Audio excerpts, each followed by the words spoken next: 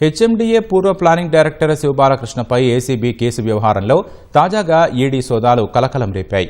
అవినీతి నిరోధక శాఖ నమోదు చేసిన కేసు ఆధారంగా ఈసీఐఆర్ నమోదు చేసిన ఈడీ హైదరాబాద్లోని పలు ప్రాంతాల్లో సోదాలు చేసింది. శివబాలకృష్ణ ఆస్తుల విలువ బహిరంగ మార్కెట్లో 200 కోట్ల రూపాయలకు పైగా ఉంటుందని అంచనాకు రావడంతో క్విడ్ ప్రోకో కోణంలోనూ ఆరా తీస్తోంది. ఈ కేసులో స్థిరాస్తి వ్యాపారులను ఈడీ విచారించే అవకాశం కనిపిస్తోంది.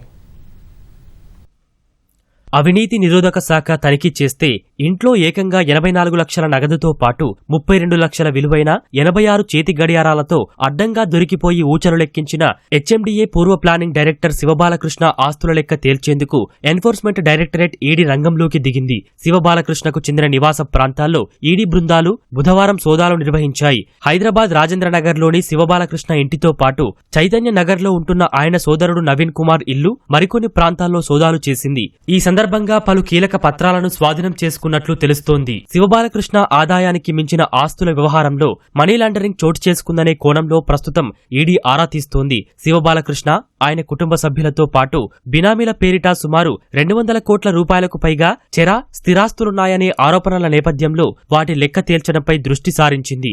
రాష్ట్రంలోని కీలక స్థిరాస్తి సంస్థల నుంచి క్విడ్ ప్రోకో రూపంలో శివబాలకృష్ణ ఆస్తుల్ని కూడబెట్టుకుని ఉంటారనే అనుమానంతో దర్యాప్తు వేగవంతం చేసింది. తాజా సోదాల్లో సేకరించిన సమాచారం ఆధారంగా పలు స్థిరాస్తి సంస్థల ప్రతినిధులను విచారించే అవకాశమున్నట్లు తెలుస్తోంది.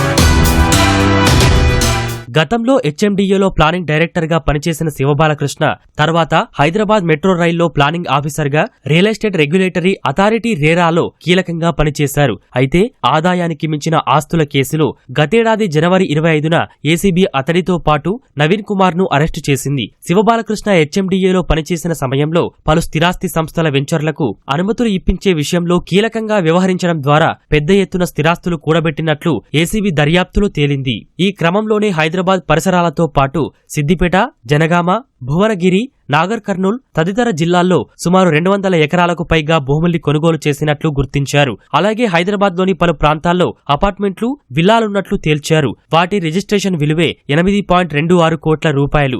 బహిరంగ మార్కెట్లో 200 కోట్ల రూపాయలకు పైగానే విలువ ఉంటుందని అంచనా వేశారు. ఏసీబీ ఎఫ్ఐఆర్ ఆధారంగానే ఈడీ రంగంలోకి దిగింది. ఈసీఐఆర్ నమోదు చేసి దర్యాప్తు ఆరంభించింది. అయితే ఏసీబీ కేసు దర్యాప్తు వివరాల కోసం ఈడీ పలుమార్లు అడిగినా స్పందన లేదని విమర్శలు వినిపించాయి. ఈ నేపథ్యంలోనే ఈడీ ఏడాదిన్నర తర్వాత తాజా సోదాలకు ఉపక్రమించినట్లు సమాచారం.